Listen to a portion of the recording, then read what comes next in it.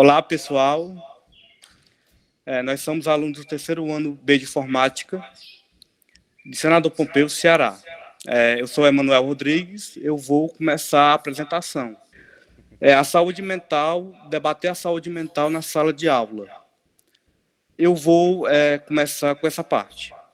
Um exemplo que eu posso citar é que no meu período escolar eu não tive essa orientação, nem no ensino infantil, nem no ensino fundamental, e só vim ter no ensino médio, porém foi já no terceiro ano, e foi uma orientação muito pouca, no meu ver, é claro, na época. Mas assim, então a gente vai começar a debater sobre esse tema, a importância de debater a saúde mental na sala de aula. Nós temos uma convidada, que é a doutora Lieta Patrícia, psicóloga, está fazendo mestrado, acertei, né, mestrado. E a gente vai começar a introduzir o nosso projeto com ela. Primeiro, antes dela dar a primeira palavra, eu queria primeiro fazer uma indagação inicial sobre a questão da saúde mental. Como eu falei, que é um tema que eu praticamente assim, vi pouco na escola. Então, assim, o que eu queria saber da doutora, inicialmente, se tem um tabu de se levar essa discussão à sala de aula, à escola, tem algum tabu ou é porque a escola em si não procura os responsáveis, pessoas capacitadas para debater isso? Eu queria que a senhora pudesse dizer isso. Ok, então boa tarde a todos. Primeiro eu queria começar agradecendo o convite pela equipe, tá? Agradecer a Alessandra, o Rian, o Emanuel, o Cauã, e tem um outro colega, né? Eu não estou vendo o nome dele aqui. Que ele está na parte técnica aqui no computador. Pronto, queria agradecer essa oportunidade de estar aqui conversando com vocês. E sobre a sua pergunta, Emanuel, na verdade, o tema da saúde mental, ele vem sendo discutido, mas muito pontualmente, há vários anos. O que a gente percebe ao longo da nossa trajetória é que são poucos profissionais no município, como psicólogos, né, nós somos poucos, para percorrer todas as escolas e todas as turmas. Com isso, fica muito difícil o acesso. Mas nós temos aqui no município, desde 2007, um programa chamado Programa Saúde na Escola. Esse programa, ele aborda vários assuntos, desde a virose, saúde sexual e reprodutiva e como a saúde mental, tá? Mas existe também a questão do tabu, né?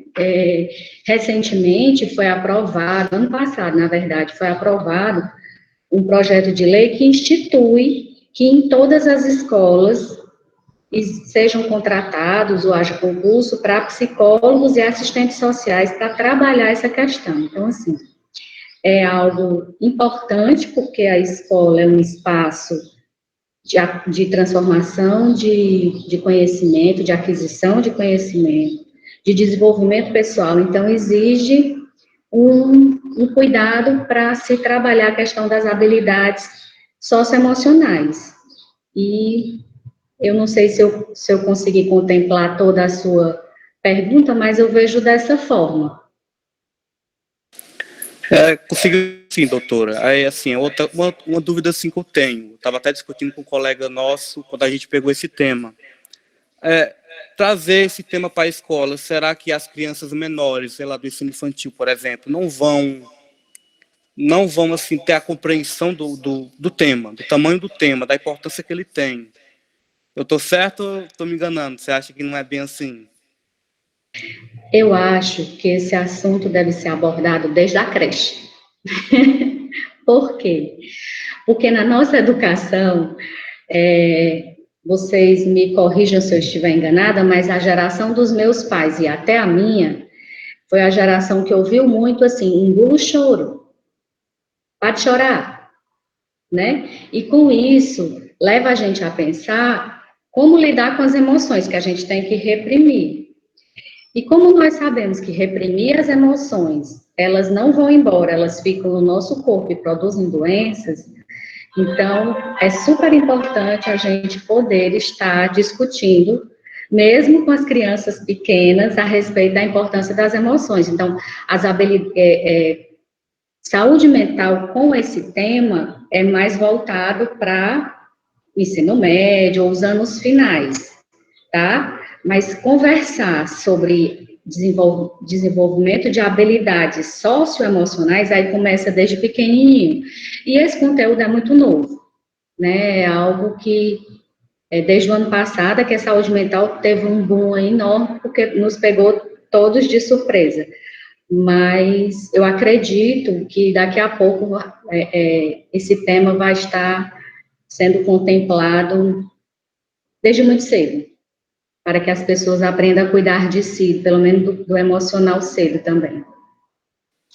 E assim, é um tema que tem bastante relevância, né? Principalmente hoje, durante, assim, depois que a pandemia, né, veio à tona. Então eu vou passar a bola para o Rian. Pode ser, Rian? Claro. Vamos lá, pessoal.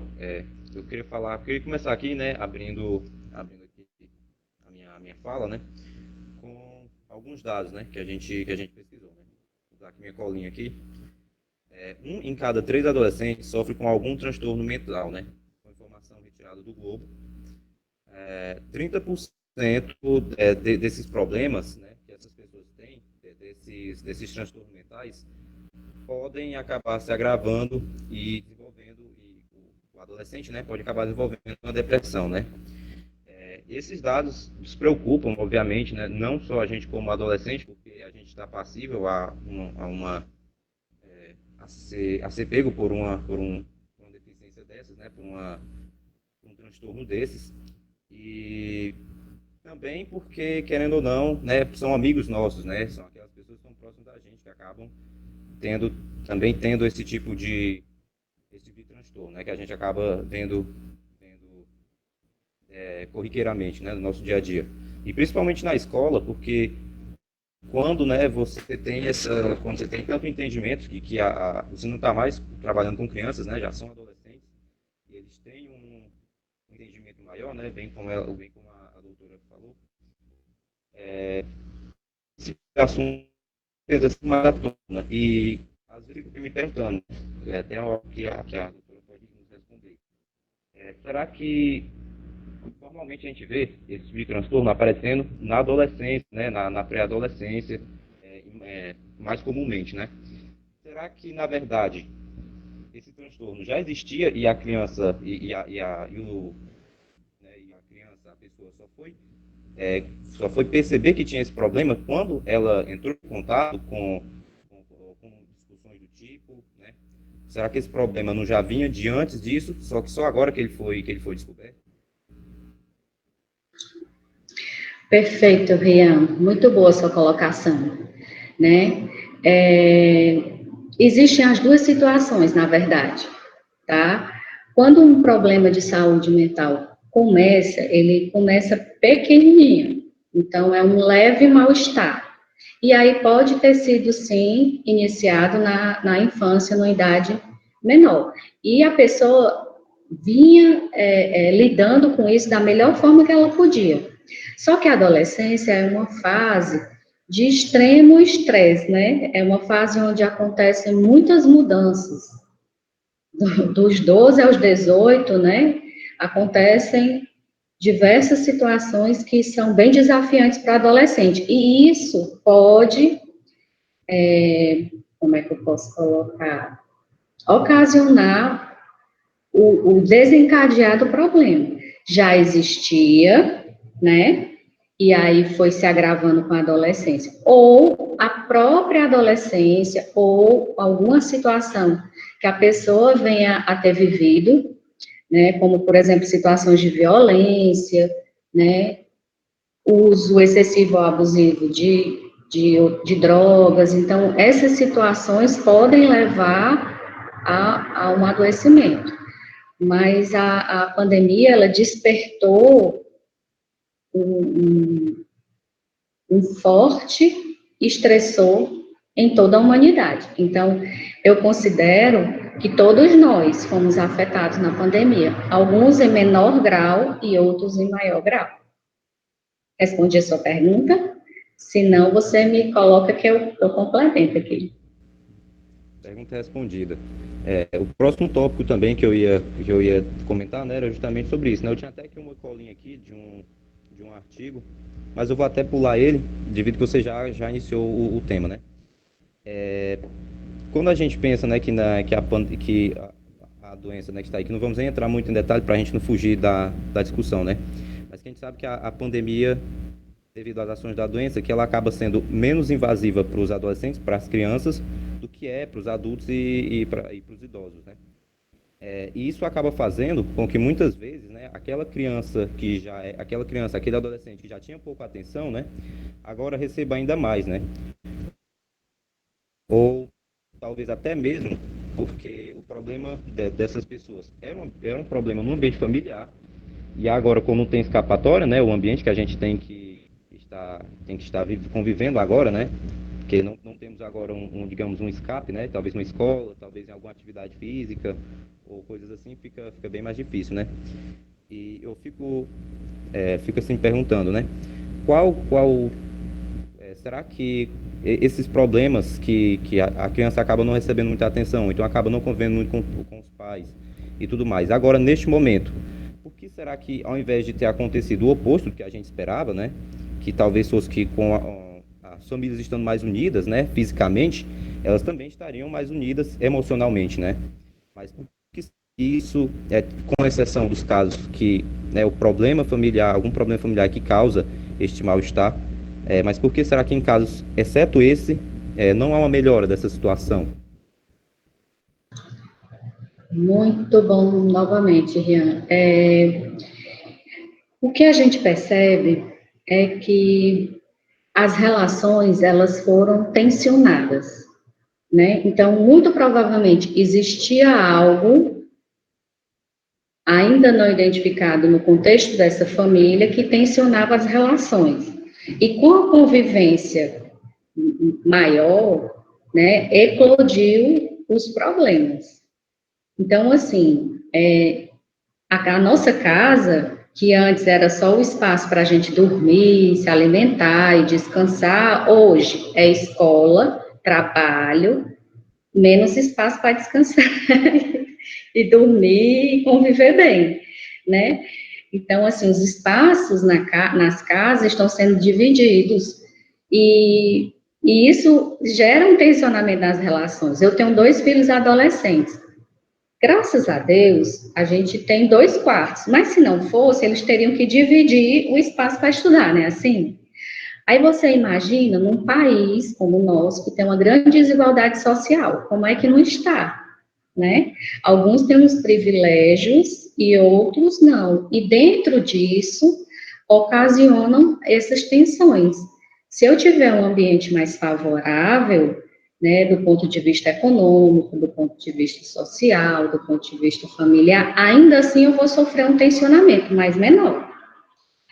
E quando isso não acontece, aí a gente prevê uma situação de sofrimento maior para aquelas famílias.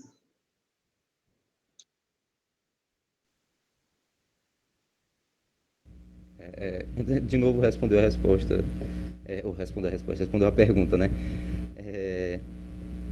E mais um assim, uma indagação aqui, né? Mais um tema que a gente poderia debater, né? Que acaba se relacionando, porque devido nesse período de pandemia, né?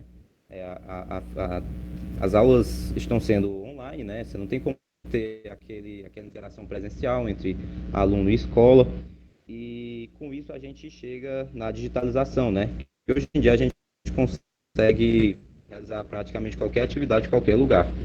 Mas essa digitalização, né, das nossas relações já existia bem antes, né, do período da pandemia, né? A cada momento a gente percebe que as crianças já nascem praticamente utilizando o smartphone, né? Já tendo contato com esse tipo de tecnologia, né? E será que talvez, por exemplo, com a utilização, ainda mais digitalização, né, das nossas relações, agora a relação com a escola, ela também não pode estar sendo um dificultador, né, não excluindo, no caso, a situação de que o aluno teria de estudar em casa, né, que você já falou antes, que isso por si só já era um dificultador, mas em específico, o fato de você estar cada vez mais digitalizando, né, uma relação que às vezes você tinha, que às vezes era uma relação que você ia para a escola, encontrava seus amigos e tudo mais, você tinha um momento, não era 100% estudar, né, tinha um nome de descontração, e pensando nesse fator tecnológico, né, que a cada momento a gente está deixando de interagir uns com os outros para ter sempre um intermediário, né, algum dispositivo para poder estar intermediando essas nossas relações. Qual que é a sua projeção que você vê disso? Onde é que você vê que isso vai, ou se você acha que isso vai ter um momento em que não vai dar para as pessoas aguentarem, e aí as pessoas vão talvez retroceder um pouco, vão deixar essa digitalização das suas relações? Ou você acha que as pessoas, por mais que os problemas se agravem, elas não vão abrir os olhos para isso? Sabe, Rian e Lisandra, Emanuel e Cauã, você tocou num ponto super importante, que se refere à palavra equilíbrio, tá? A gente não vai poder mais viver sem as tecnologias e sem essa digitalização, como você colocou. É uma realidade desse novo mundo. Mas aprender a conviver com essas tecnologias de uma maneira saudável é algo que nós estamos ainda nos adaptando. Não sei se vocês concordam comigo, mas eu vou compartilhar com vocês uma experiência que eu tive, pessoal, logo após a primeira abertura de praia, quando nós saímos do lockdown em Fortaleza, ano passado, por volta de julho ou agosto, que foi liberada as praias, eu fui no momento para a praia, eu e meu esposo, e foi muito interessante a observação que eu fiz, porque o psicólogo sai, mas ele sai, ele tem umas anteninhas ligadas, sabe? Ele fica olhando as pessoas, porque a gente adora pessoas, comportamentos, né? A gente é fascinado pelo ser humano. Então, eu fui para uma praia distante, lá no Beach Park, que é bem isolada, e uma barraca com poucas pessoas, mas o que eu fiquei impressionada foi que ninguém nas mesas estava usando celular. E eu me arrepiava o tempo todo, dizendo, meu amor, olha aí, ó, ninguém no celular. E eu me incomodava muito anteriormente, quando todo mundo saía, né, quando a gente podia, e todo mundo com o celular na mão, né, nesse mundo virtual, sem aproveitar a presença das pessoas. E eu observei esse contraponto. Então, assim, a gente não vai poder viver sem as tecnologias mais. Esse formato de encontro existirá para todo sempre, né? Esse Google Meet, o Zoom e muitas outras coisas novas que vão surgir. Mas aprender a lidar com isso é o que vai definir até que ponto eu vou manter a minha saúde mental ou não. Porque nós sabemos que o uso excessivo de qualquer coisa compromete o desenvolvimento da pessoa, né? A diferença entre o veneno e o remédio é o quê? A dose, né? Então, o equilíbrio entre o uso, né, das tecnologias é o que vai nos ajudar. E isso vale para tudo. Então, eu penso que isso tem que ser discutido na escola, né? E vocês estão trazendo algo muito interessante, muito mesmo. Agora, um ponto que eu estou me lembrando aqui de conversar com vocês é que, por exemplo, por que está sendo tão estressante as aulas pelo Meet ou pelo Zoom, né? Enquanto as escolas estão solicitando que vocês fiquem com a câmera ligada, né? Eu li recente um artigo da Faculdade de Stanford, e lá coloca que essa forma frequente de estar se vendo, né, é muito estressante para o adolescente, porque o adolescente tem um nível de criticidade muito alto, e se eu estiver entrando na pergunta de vocês, já peço desculpa, mas eu queria trazer isso. tá? Então, por que que as aulas online estão muito estressantes? Porque o adolescente tem esse nível de criticidade muito alto consigo, a questão da relação com a autoimagem. E quando a gente fica se vendo o tempo todo, não, já cansei de me ver ali, então vamos desligar a câmera, né? Então, isso é algo que a gente vai aprendendo a lidar com o tempo. Eu acredito que venham muitos novos conhecimentos para nos ajudar nesse momento. Ótimo. Entendi bem a resposta. Agora, antes de passar a minha palavra, eu queria saber se alguém queria talvez complementar alguns dos assuntos que já foi discutido, né? Tanto o primeiro tópico que a Manuel falou, quanto esses tópicos que a doutora temos agora. Rian, eu queria assim, dar minha participação nessa parte que você citou das tecnologias, né? O que eu me toquei aqui. Eu tenho uma prima atualmente ela tem 11 anos. E desde os 3 anos ela usa celular, tablet, tecnologias. E assim, o que eu estou percebendo é que ela está com a vista já um pouco cansada de tanto ficar olhando para o celular, para o tablet, e vai ter que, mais cedo ou mais tarde, usar óculos, né? E assim, aí o que eu estava pensando era o seguinte: será que tem uma idade certa para começar a usar? Ou não tem isso, doutora? Assim, você acha que qualquer idade a pessoa pode usar uma tecnologia? Estou dizendo idade assim, pessoa jovem, né? Porque pessoa idosa é diferente, mas a pessoa jovem, cada vez mais a gente vê crianças pequenas já desde o início querendo ter o celular, né? Porque quero para jogar.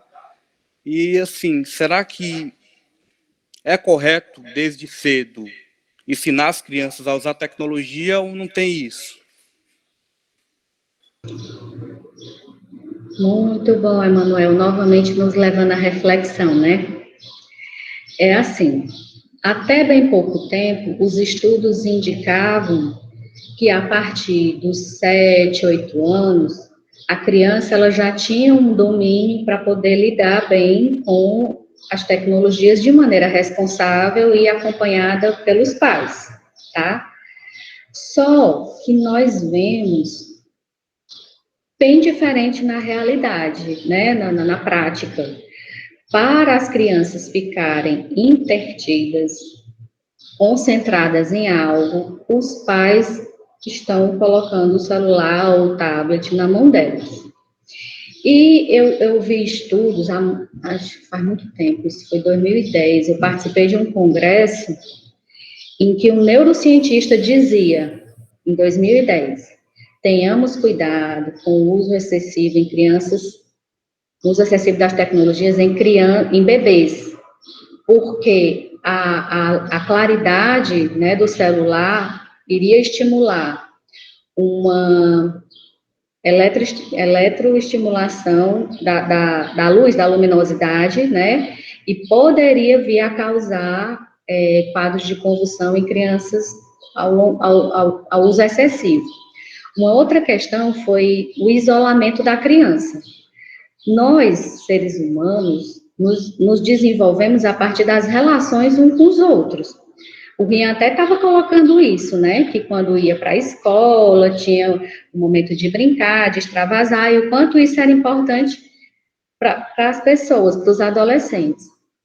Se você colocar um equipamento tecnológico na mão da criança, ela vai ficar isolada. E com isso, ela pode vir a desenvolver transtornos mentais graves, como a esquizofrenia, ou como outras doenças, né? O autismo, apesar do autismo ser um transtorno invasivo do desenvolvimento. Mas, assim, tem muita pesquisa a respeito desse assunto, e há um consenso geral que diz assim, é melhor não exceder, é melhor não deixar isso muito com as crianças, porque vem repercussões não só a nível mental, mas como o Manuel estava colocando, na visão, e em várias outras questões. Também pegando esse gatilho aí que a Manuel colocou de outros tipos de problemas, né? Não sendo apenas problemas talvez problemas de comportamento, colocar assim, né? Um transtorno mental, que ele colocou o problema de visão, né? E agora eu coloco também problemas cognitivos, né? Porque, claro, bem vagamente eu tinha lido um artigo que falava que essa geração que a gente está, que é uma, digamos, tecnológica, né? Essa nova geração é a primeira geração que está tendo desempenho cognitivo pior do que a geração anterior. A tendência sempre era subir, essa foi a primeira geração em que isso, na verdade, esse quadro se inverteu, né? Agora está diminuindo em comparação com a geração anterior. Será que isso também tem alguma ligação, por exemplo? Porque a gente sabe que, às vezes, a maneira como a gente vai tratar um problema, a maneira como a gente vai se relacionar, diz muito sobre as nossas capacidades cognitivas, tanto essas avaliativas quanto as críticas, né? Será que esse fato a gente está perdendo a comunicação, a vivência, acaba deixando a gente um pouco mais desconexo desconexo da realidade, a um ponto de fazer com que a gente, digamos, capaz dessas capacidades cognitivas? Rian, falhou um pouquinho a tua fala agora no final. Eu entendi o contexto, mas se você puder repetir só o finalzinho. Eu havia questionado se esse tipo de desvio, né, de atenção que a gente não, a gente eu coloco assim no contexto, no caso seriam enfim, quando a gente tem esse distanciamento, né, das relações sociais, da interação, né, de lidar com problemas, né, do lidar com pessoas, será que esse tipo de distanciamento não acaba prejudicando também as nossas capacidades críticas, as nossas capacidades cognitivas de percepção, atenção, Perfeito. afins? Ok, isso. Eu acredito que sim, porque quando a gente está se desenvolvendo enquanto ser humano, a parte da aprendizagem, ela é muito relacionada com a atenção, né? Para você conseguir fixar o conhecimento, você precisa ter uma atenção e uma concentração. E para assimilar, você precisa de uma memória boa. Com o uso excessivo das tecnologias, você pode estar desenvolvendo o comportamento de se distrair com facilidade. E dentro dessa distração, como hoje as informações são de fácil acesso de maneira superficial, como é que a gente tem um conhecimento a respeito de algo hoje em dia? A gente coloca onde? Faz uma pergunta no Google, e ele responde ali nos sites, né? E você, de maneira superficial, pode entrar em contato com uma informação, que pode ser verdadeira ou não.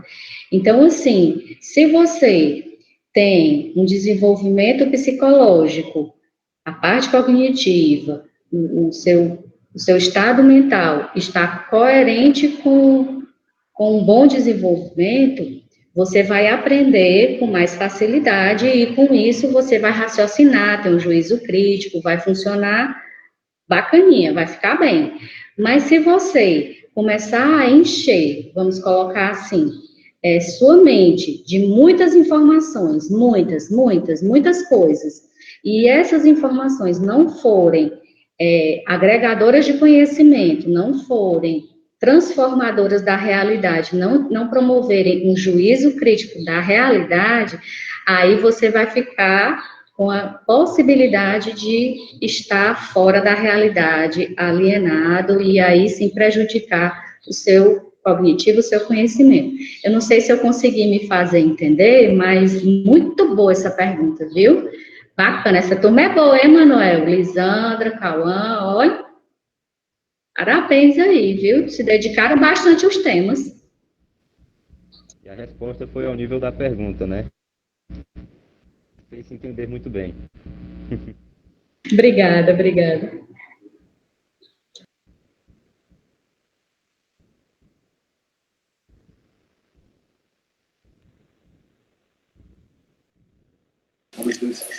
Eu acho que o Rian deu uma caída na internet dele, eu acho.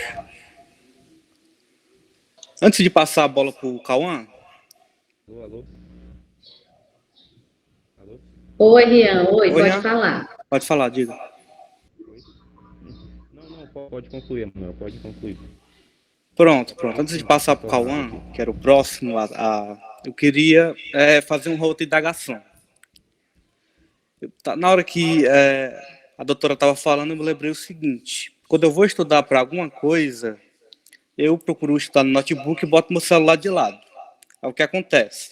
Toda vez que chega uma mensagem, eu paro o estudo, pego o celular. Paro o estudo, pego o celular. Aí eu comecei a perceber que isso não estava certo. Aí o que eu fiz? Eu silenciei o celular para poder eu não saber que eu tenho notificação. Então, assim, de certa forma, a tecnologia também, ela pode, é como você disse, você vai ter que saber usar ela, né?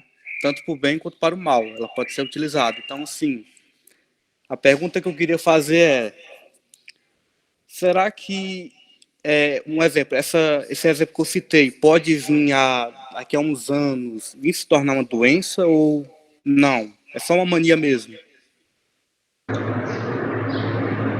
Sabe, gente, já tem um nome para a doença do uso excessivo de celular. Vocês sabem o nome?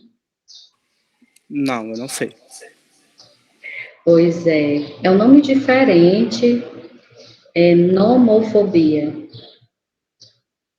É o uso excessivo do aparelho celular. Quando a pessoa não consegue ficar sem o celular de jeito nenhum, né? Causa uma dependência extrema e um desequilíbrio mesmo mental, tá? Então, assim, já existe isso. Aqui em Senador eu nunca acompanhei, nem a nível municipal, nem no meu consultório, nenhum caso desses.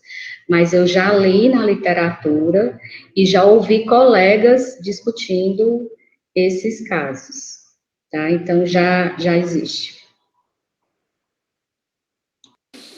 Ótimo. Então agora acho que o Rian, não sei se o Rian quer falar mais alguma coisa. Não, já concluí aqui a minha linha de perguntas. Tá, podemos passar a bola para o Cauã. Pronto, então passa a bola agora para o Cauã. Olá, boa tarde, sou Cauã.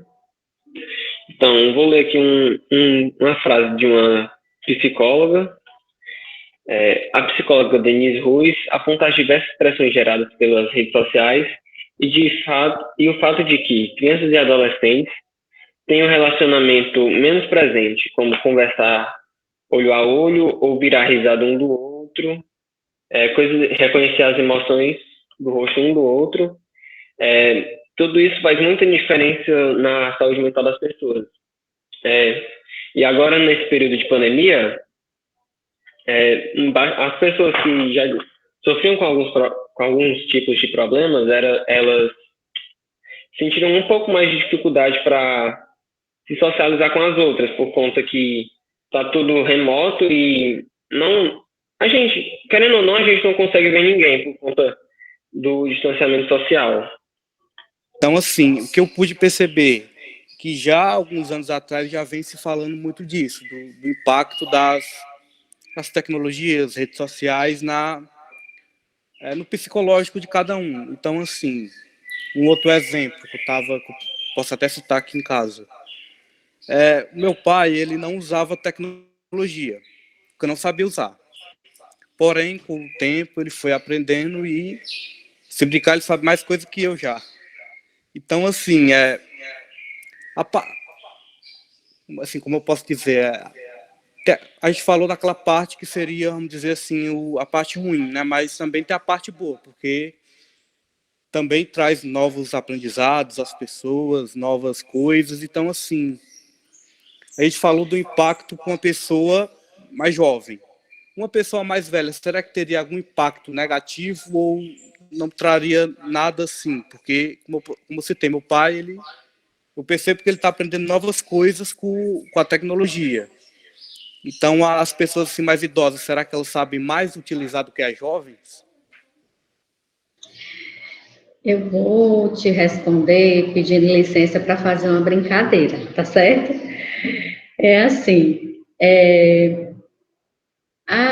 O celular, o tablet, as redes sociais, elas são interessantes, não são?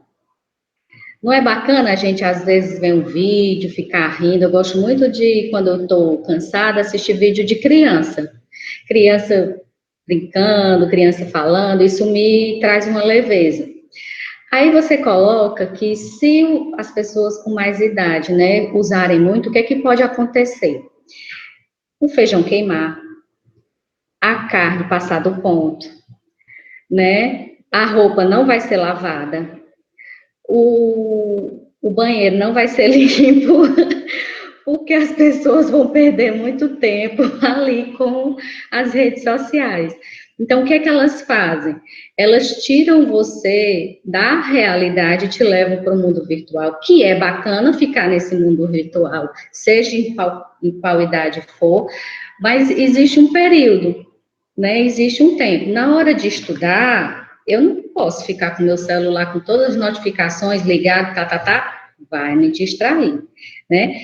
Eu posso até usar o celular para aprender uma receita nova no YouTube e preparar um prato, né? Mas se eu começar a assistir outra coisa, uma série, e aí eu posso queimar o arroz. Então, assim, tudo depende da forma como eu lido. Por isso, é tão importante na vida, seja o que for, a gente não ir para o excesso, nem menos, nem mais, né? Nem não usar de jeito nenhum, porque nós fomos convidados realmente a essa tecnologia do Meet. A gente teve que aprender, né? Eu tive que aprender a fazer a apresentação, eu tive que aprender a lidar com ela, com os imprevistos que acontecem durante a apresentação, né? Pelo meio das tecnologias. E lidar com isso com naturalidade, sem ficar me cobrando e nem me estressando por isso, tá? Assim como as pessoas mais velhas também começam, de mais idade, mais velhas, vixe Maria, eu estou inclusa nesse mais velho aí, precisaram aprender a manusear o celular para se comunicar. A minha professora do mestrado, eu faço mestrado em saúde pública na Federal, e eu tive módulo na semana passada. A minha professora estava contando que o pai dela tem 90 anos. E ele, por ter essa idade, está completamente isolado somente com uma neta cuidando dele. E para ele não ficar com um quadro de solidão e tristeza, isolamento maior, a neta teve que ensiná-lo a mexer no celular, pelo menos a atender uma videochamada, né? Então, isso é como você bem colocou, Emanuel. Tem o lado ruim, mas tem o lado bom. A tecnologia, nesse momento, ela aproxima as pessoas. Estamos distantes fisicamente, mas não isolados afetivamente, né? Então, dá para a gente expressar afeto, carinho, saudade, amor por meio das tecnologias, e ela tem um bom uso. Mas eu volto a tocar na questão. Tudo depende do equilíbrio, do excesso. Seja o que for, excessivamente, pode causar dano à saúde. Seja ela física, mental, espiritual, emocional, dentro de todas as dimensões do ser humano. Consegui responder aí? Conseguiu. Se eu não conseguir, você diz, não, doutora, a senhora fugiu. Aí eu volto e respondo de novo. Até agora você está indo muito bem. Obrigada. Queria te pegar, mas não consegui não até agora. Vamos lá, Cauã. Cadê a tua pergunta? Vai, Cauã. Eu consegui reformular aqui a pergunta que eu tinha perdido. Pois não, querido. O que podemos fazer diante desse problema da antissocialização que está acontecendo nesse período? Já que várias pessoas se afundam cada vez mais no isolamento em seus celulares e computadores, ficando mais nas redes sociais e jogos online, para sair do drama de se socializar com as outras pessoas. Deu para entender? Sim, eu vou repetir para ver se eu entendi direito. Então, é para entender como é que as pessoas podem sair desse isolamento por conta das redes sociais, assim, do uso excessivo, é isso? É isso. Pronto. Eu acredito, Cauã, que assim que a gente puder ter mais ou menos uma vida dentro da normalidade, se é que isso vai acontecer, né, a gente vai deixar o celular um pouco mais de lado, porque a gente está cansado. Eu sinto isso como adulta, como mãe, como profissional da psicologia, como estudante, né, que eu ainda estudo, e eu acredito que a gente vai encontrar prazer em outras coisas, em especial na natureza. Minha gente, olha, aproveita a dica, pega a deixa da sua pergunta e faça a seguinte sugestão: querem cuidar da saúde mental? Entre em contato com a natureza, pode ser no quintal da gente. Vai para debaixo de uma árvore, bota uma musiquinha suave, entre em contato com a natureza, respira para dar uma aliviada, sabe? Porque assim, eu não sei se vocês percebem, mas quando eu fico muito tempo no celular, até meu dedo fica quente, minha mão fica quente, começa a dar uma certa gastura, né? E isso, se dá a mão ficar ardendo, você imagina o juízo, de uma maneira mais simples, né?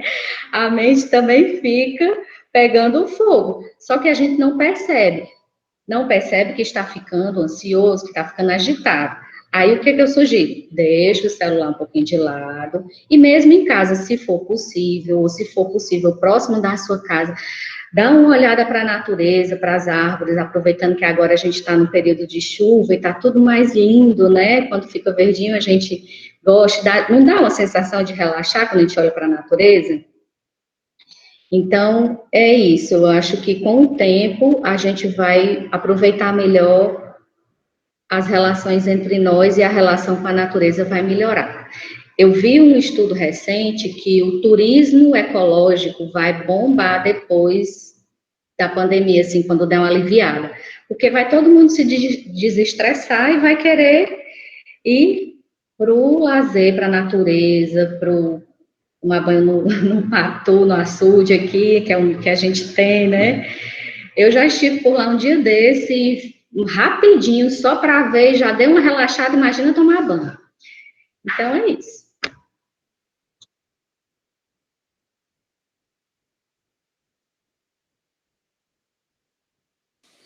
Tá desligado com o microfone. Isso, não ouvi, Cauã. Obrigado pela resposta. Agora vou passar a voz para a próxima pessoa.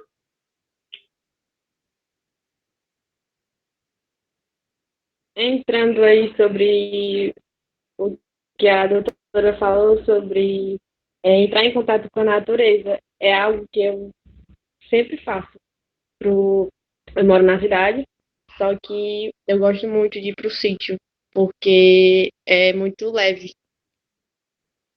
Porque no momento da pandemia eu fico muito aflita pela questão que eu tenho uma pessoa do grupo de risco, que é minha avó. Eu fico muito aflita com as notícias, porque sempre que eu vou ver notícias ruins. Perfeito, Lisandra, onde é mesmo que tu vai para eu ir também contigo? Tô brincando. A gente não pode visitar nem encontrar ninguém nesse momento, né? Mas bacana. É verdade. Bacana você ter essa oportunidade de ir para um lugar e ter essa conexão com a natureza. Mas você tocou num ponto muito importante, que é o medo de se contaminar e o medo de contaminar outra pessoa da nossa família, né? Isso afeta muito a nossa saúde mental, tá? Isso é um dos principais medos reações, na verdade, uma das principais reações que tem acontecido com as pessoas. Imagina nós, que somos profissionais da saúde, que não podemos parar e que estamos desde todo sempre, exceto pelas nossas férias, né, trabalhando intensamente, dando o nosso melhor, e nós voltamos para casa, em especial os profissionais do hospital, que têm contato direto, né, com o paciente, então eles estão mais afetados ao estresse e a esse medo. Então, o que nós sugerimos é esse contato com a natureza. É claro que os cuidados de higiene e limpeza ao chegar em casa é o primeiro ponto, né, para todos nós. Ter cuidado com a nossa roupa, lavar as mãos, usar a máscara, vocês já sabem, vou repetir porque está no nosso script, né? E aí a gente está quase no automático respondendo isso. Mas o cuidado com a nossa higiene pessoal faz parte de a gente ter um autocuidado para a nossa saúde mental. Se eu estou garantida que eu lavei minhas mãos, não dá uma certa segurança? Pelo menos eu sinto assim. O que é que vocês acham? Se eu estou tendo os cuidados de lavar as mãos, estou tendo cuidado de manter a distância das pessoas, estou usando máscara, né? Estou fazendo todo o possível dentro dos conhecimentos científicos que nós temos, com certeza eu tenho uma certa proteção. É claro que eu não me pego só a isso, eu rezo também, peço a Deus, porque não custa nada a gente ter uma forcinha extra, tá? Mas eu acho que eu já estou fugindo aqui do tema e é isso. Bom, meu nome é Alessandra, né? Faço terceiro B. E nas minhas pesquisas, um estudo feito pela Universidade do Extremo Sul Catarinense, da Unesp, em Santa Catarina, e pela Universidade Federal do Rio Grande, no Rio Grande do Sul, aponta que um dos fatores que mais prejudicou e continua afetando a saúde mental das pessoas durante a pandemia é o medo de pegar Covid. Uhum. Isso vem de mim. Eu, desde o começo, sempre tive medo. Principalmente, você já vem na mente de um ente querido, ou você mesmo, ou um amigo pegar. Medo de perder a pessoa. Muito bom, Lisandra. Isso mesmo, o estudo tá corretíssimo, né? É o que a gente vê na grande maioria de todos os estudos, mas tem algo. O medo é uma reação normal nossa de ser humano, certo? Todos nós temos medo. Se nós não tivéssemos medo, como seria o nosso comportamento, né? Ninguém usava máscara, todo mundo saía por aí agindo como tem muitas pessoas sem medo, não é verdade? Que se aglomeram, vão para as festas e então tem uma parcela da população aí que não tem medo. O medo, dentro do equilíbrio, é algo protetor, porque se eu tiver um certo medo, eu vou me proteger, né? Assim, eu não vou me cuidar. Só que eu não posso deixar esse medo ser excessivo, a ponto de me paralisar. Aí nós temos que ter cuidado. Por quê? Porque se eu tiver muito, muito medo, e esse medo me impedir de conviver com poucas pessoas, né? Porque com muitas não pode, me impedir de realizar pequenas ações, isso pode levar ao desenvolvimento de doenças, tá certo? Então, a gente tem que saber que existe o problema, é fato, está aí, né? Não podemos negar. Mas nós já temos vacina e nós já sabemos, principalmente, os cuidados para evitar. Eu sou profissional da saúde, estou convivendo com isso desde março de 2020 e eu não fiz até hoje, graças a Deus, nenhum teste que confirmasse nada. Eu não tive nenhum sintoma, não tive nada. Patrícia, tu tem sorte também, mas eu tenho um autocuidado e eu procuro trabalhar a minha mente para não deixar o medo tomar conta, porque se o medo me dominar, ele vai baixar o meu sistema imunológico. E aí, o meu sistema imunológico fragilizado, eu fico exposta a pegar não só Covid, como outra doença, tá certo? Então, é confiança, esperança, fé e os cuidados. Tudo isso junto, a gente vai levando um dia após o outro e nós vamos conseguir vencer essa batalha. Eu acredito, eu estou confiante que nós vamos conseguir. Lisandra, também eu tenho um pai de idosos. Meu pai tem 77 anos e minha mãe 74. E eles não moram aqui em Senador, eles moram em Fortaleza. Eu os visito uma vez por mês, porque eles moram só e sou eu que faço mercantil e levo as coisas para eles. Então, você imagina o receio que dá. Aí, o que que eu faço? Tá? Antes de entrar na casa dos meus pais, eu faço toda a higiene pessoal, desde o sapato, fica lá fora, tomo banho, lavo o cabelo, todo aquele ritual. Aí eu entro, faço uma oração, me benzo todinha, já tomei minhas 2 doses da vacina, e aí tem um relacionamento distante deles. Não tem beijo, não tem abraço, mas eu mantenho a distância. Com isso, eu acredito que meu pai tomou a primeira dose da vacina, minha mãe também. Que daqui a pouco tempo pode ser que seja possível uma proximidade maior, tá? Mas é assim que estamos vivendo no momento.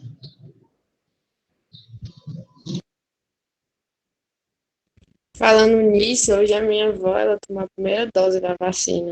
Hoje, com certeza, foi um dia grandioso para mim. Aliviou mais. Isso, querida, fique confiante, a vacina vai já chegar para todo mundo, a gente tem que vibrar o pensamento dentro do positivo. Fica difícil? Fica. Fica principalmente quando a gente fica tendo muitas notícias ruins. Vamos diminuir o uso, aí lá vai, né? A psicóloga dando as sugestões. O uso das informações excessivas para não ficar estressado, preocupado, tá? E vamos tirar um momento do dia para acompanhar o que está acontecendo. Mas um momento, né? Toda hora vendo todas as notícias, todos os vídeos, tudo não. Como no município, nos últimos dias, nós tivemos uma alta mortalidade por Covid, isso também gera umas emoções na gente, não gera?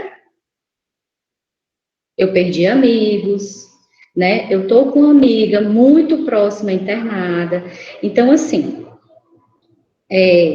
eu sempre acredito no poder da fé, da esperança e de que a gente, seguindo os critérios, né, de cuidados, que com fé e esperança a gente vai superar isso tudo, para não deixar os transtornos chegar até nós. Tá bom, gente? O que mais?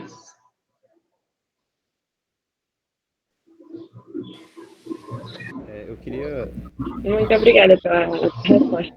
Por nada, querida. eu queria aproveitar aqui a deixa, né, que você tinha comentado, né, sobre você ter um contato, né, com a natureza, qual maneira de você desestressar um pouco, né, desses tempos, né? Claro que com toda a responsabilidade que nos cabe nesse momento.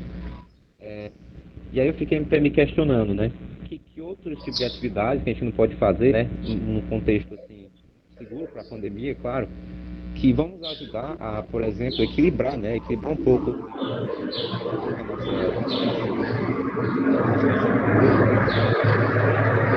pensando talvez em saídas que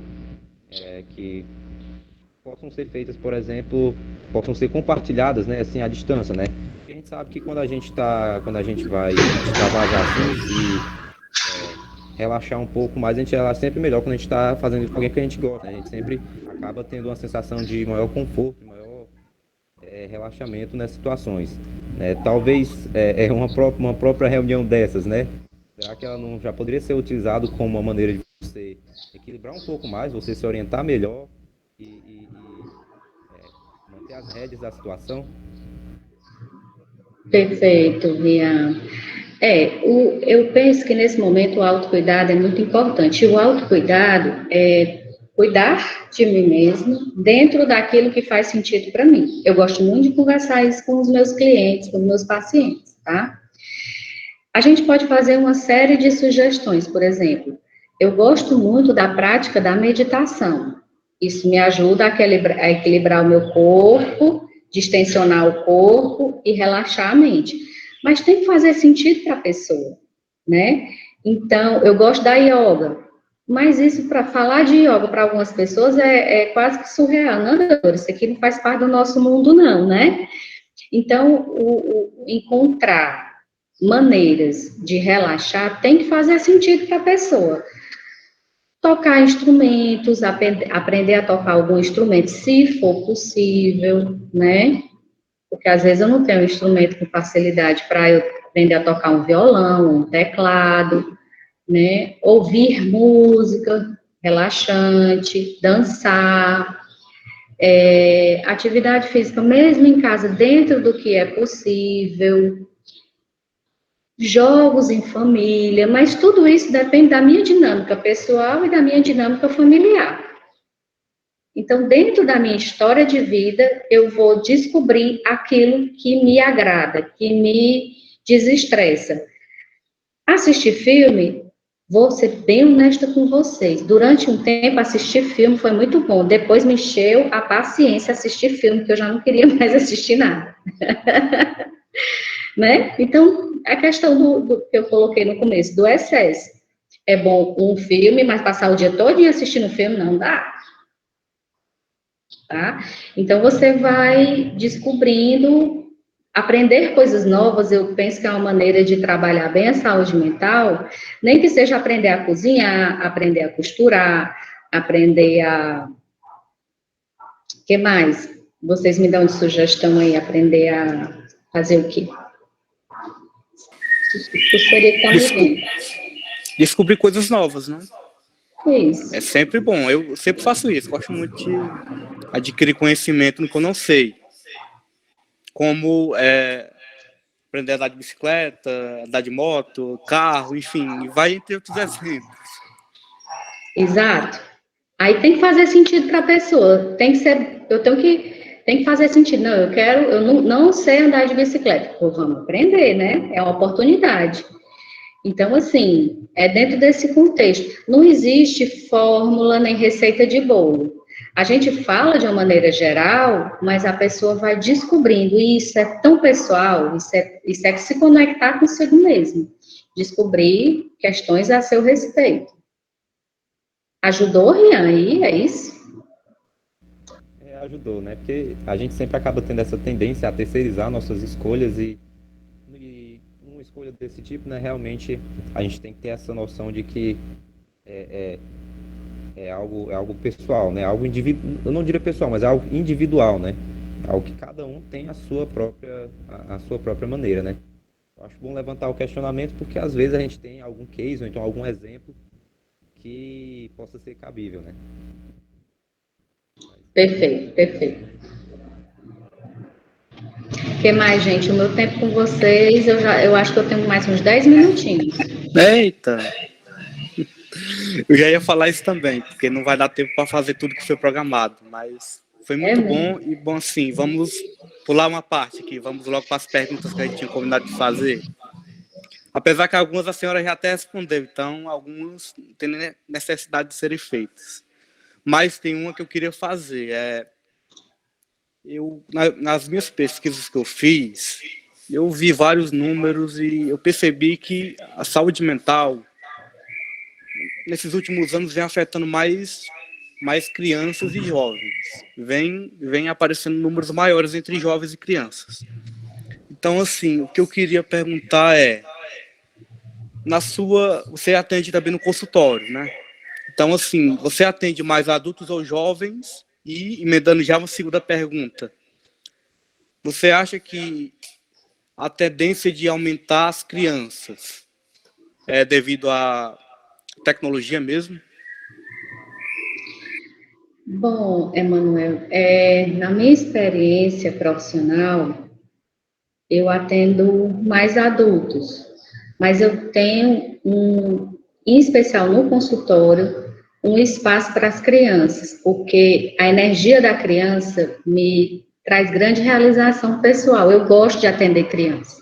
A minha primeira especialização foi em psicopedagogia, para procurar entender as dificuldades de aprendizagem. E o número maior de cliente que procura psicopedagogo é criança e jovens, né?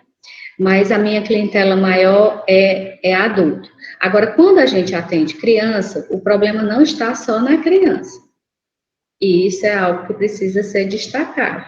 A gente acaba atendendo família, tá? Porque o contexto que nós estamos cada vez mais entrando em contato, e isso não é novo, isso é desde Freud, e é muito antigo, que as relações familiares adoecem. Não é a pessoa que é doente, não é dentro do indivíduo.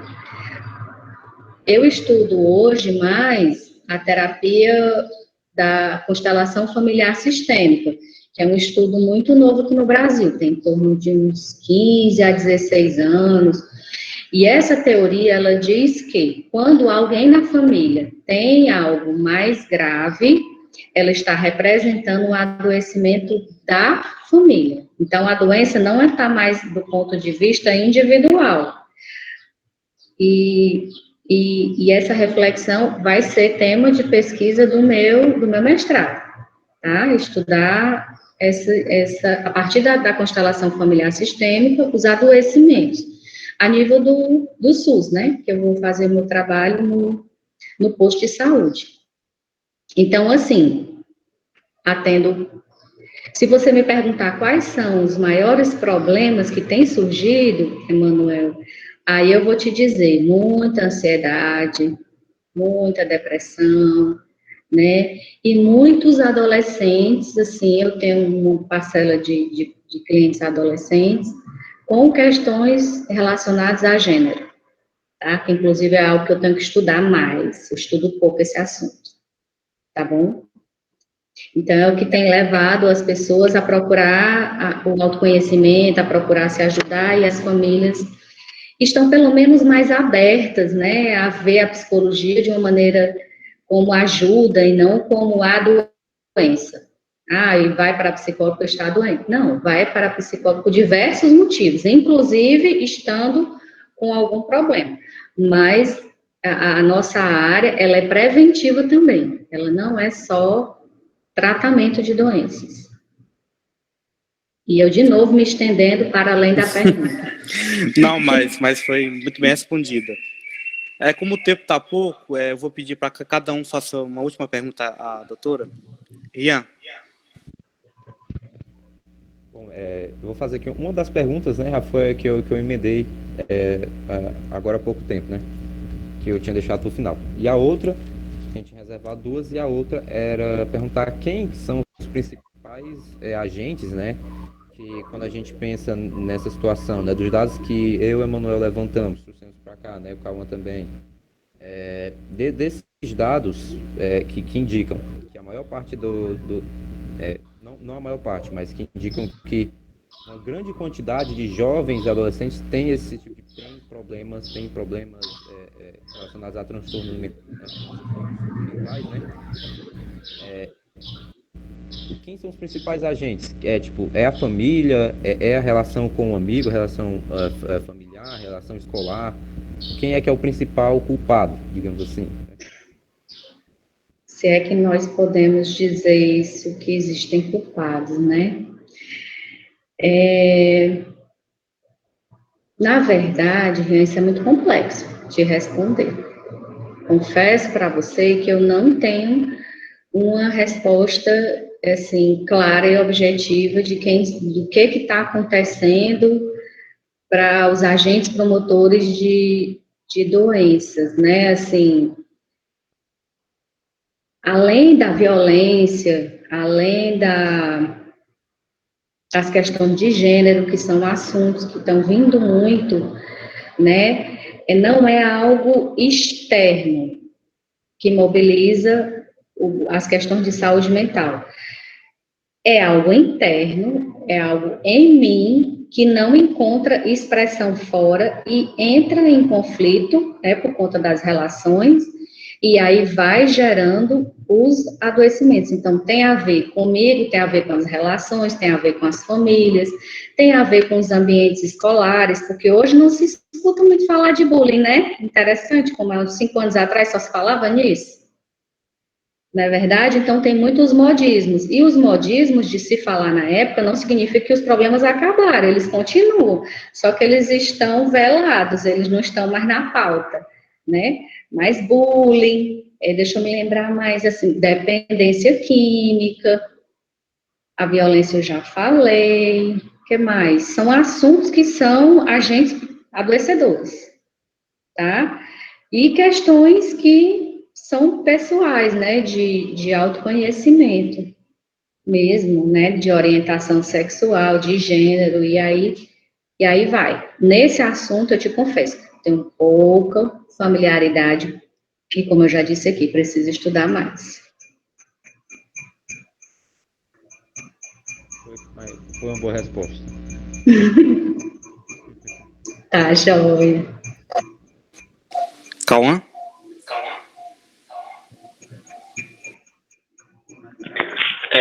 Pergunta rápida.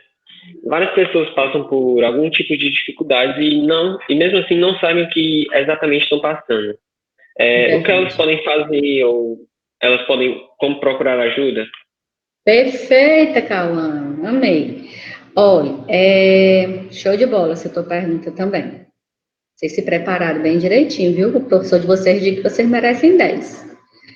Olha, é assim, é muito difícil conversar determinados assuntos, não é verdade? Na adolescência, não é fácil. Precisa de confiança, né? Às vezes a gente pensa determinadas coisas e esse pensar fica martelando na cabeça e vai gerando sensações físicas, esse pensar excessivo, vai gerando sentimentos, e aí eu vou me relacionando diferente com as pessoas.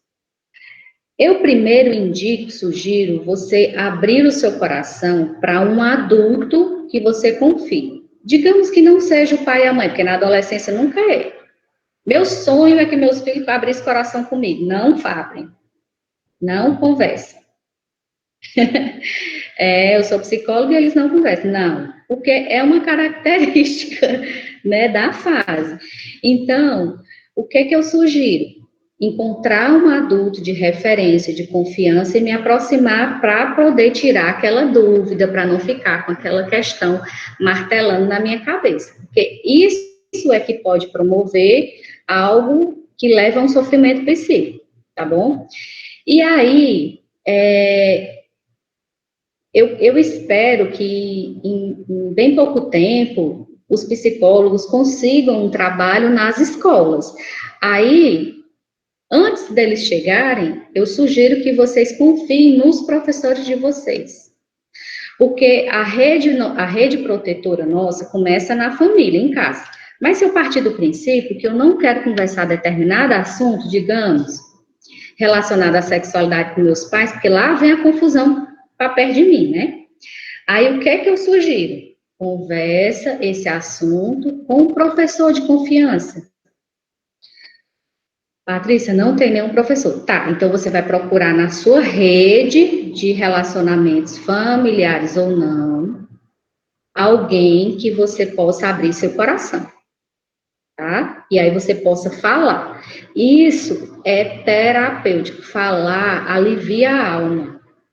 Às vezes a gente não precisa nem ouvir o que é certo, o que é errado, nem o que fazer, não. Às vezes a gente só quer falar mesmo, só quer ser ouvido, tá? Então, é esse caminho.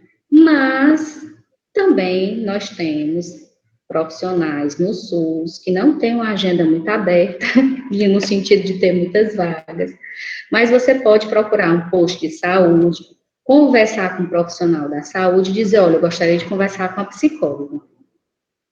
E aí eles vão fazer todo o fluxo para você chegar até um atendimento psicológico.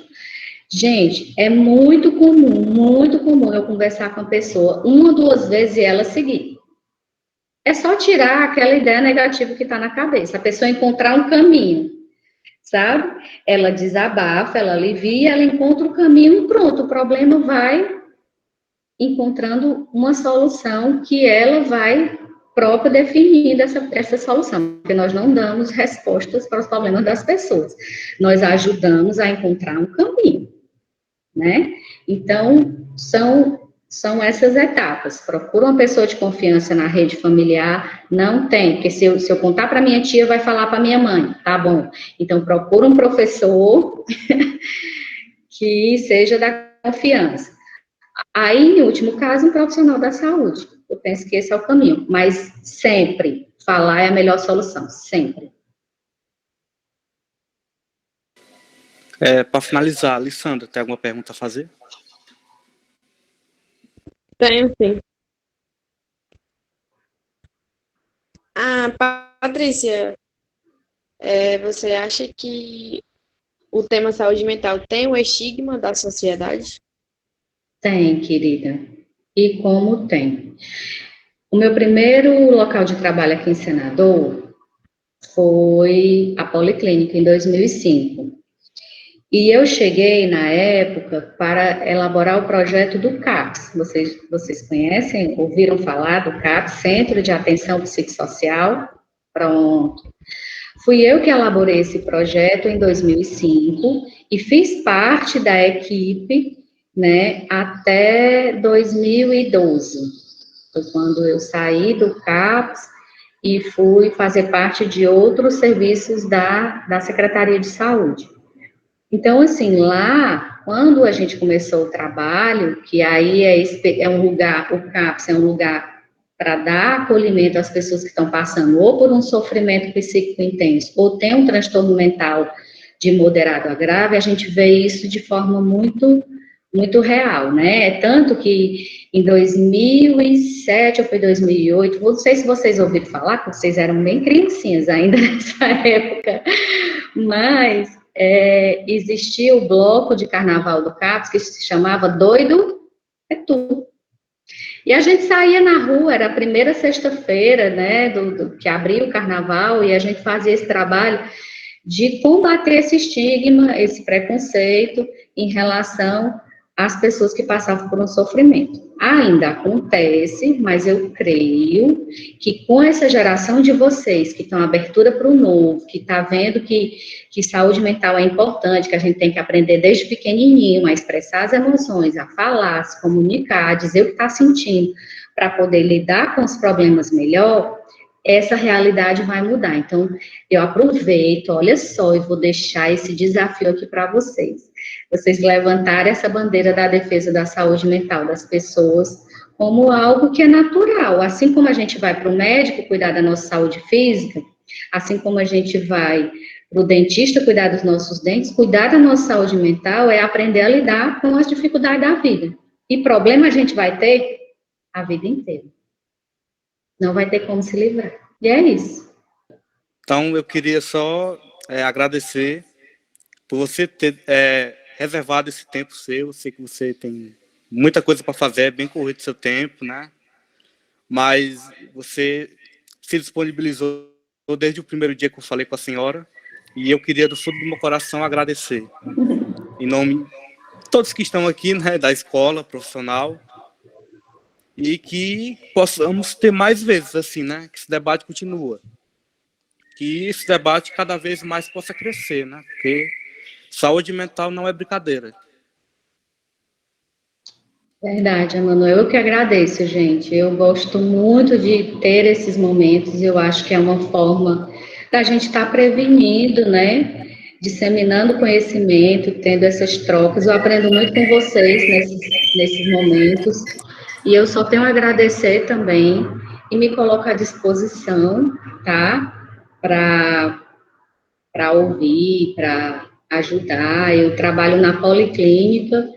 O meu trabalho é mais voltado para atividades em grupo, e como eu coordeno o programa Saúde na Escola, esse próximo mês de abril, eu vou estar em outras escolas conversando sobre isso, saúde mental em tempos de pandemia, tá? Então, vocês acabaram me preparando para as próximas atividades do próximo mês, tá? E me coloco à disposição, né, para ajudar, tá? Eu fico muito feliz com esses momentos. A escola profissionalizante realmente teve, quando era a nível presencial, a frequência de outras psicólogas do município, porque a gente se divide, né? E eu fico mais nas escolas municipais, por isso que eu não sou muito presente lá. Mas a Isabel e a Marília são as psicólogas do município que têm mais um vínculo com vocês. Mas fiquei feliz, muito feliz mesmo, e gratidão pela oportunidade de estar conversando com vocês.